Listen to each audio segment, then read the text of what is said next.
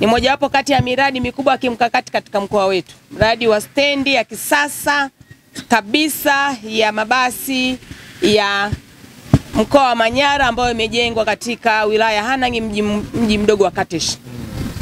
Stendi hii, Mheshimiwa Mwenyekiti, mpaka itakapomalizika inategemewa kutumia bilioni 5.6.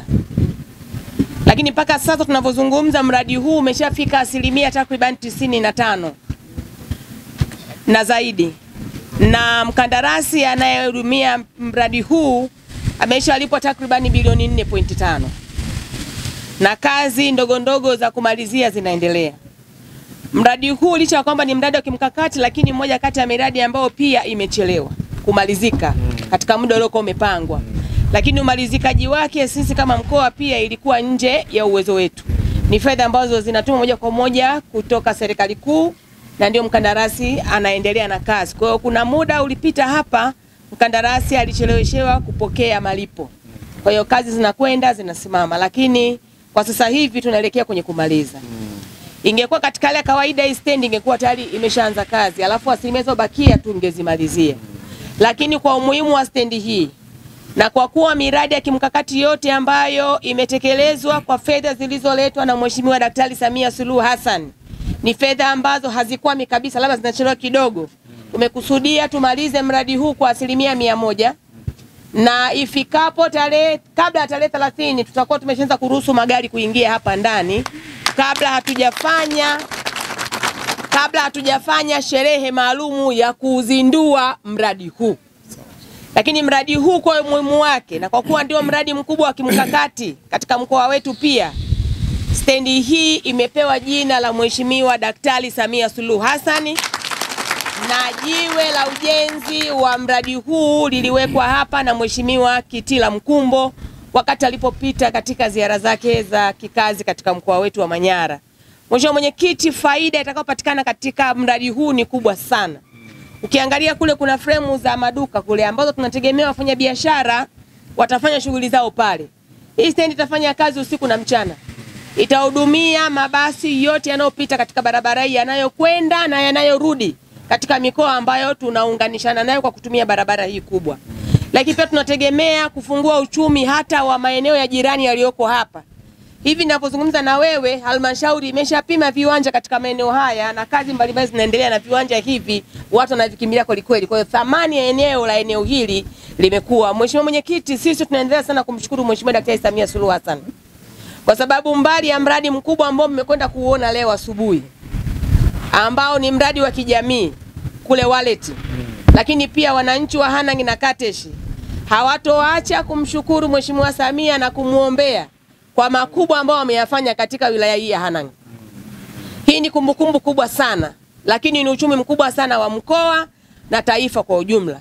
Maeneo mengine kwenye ile reli yetu ya kisasa, vile vituo vyake, zile stendi zake haziachani mbali sana na hii stendi ya Hanang'.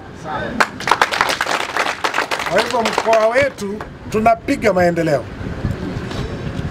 Serikali ya CCM inatekeleza vilivyo ilani ya uchaguzi, kwa sababu kinachofanywa hapa na fedha za serikali kwa usimamizi wa serikali na utekelezaji wa serikali wenyewe ni kitu kilichoagizwa na chama, na vijana mnajua hilo.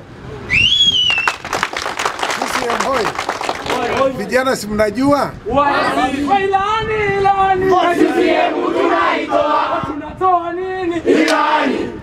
Si mnajua ni ilani yetu hii? Kwa hiyo ni ilani ya uchaguzi.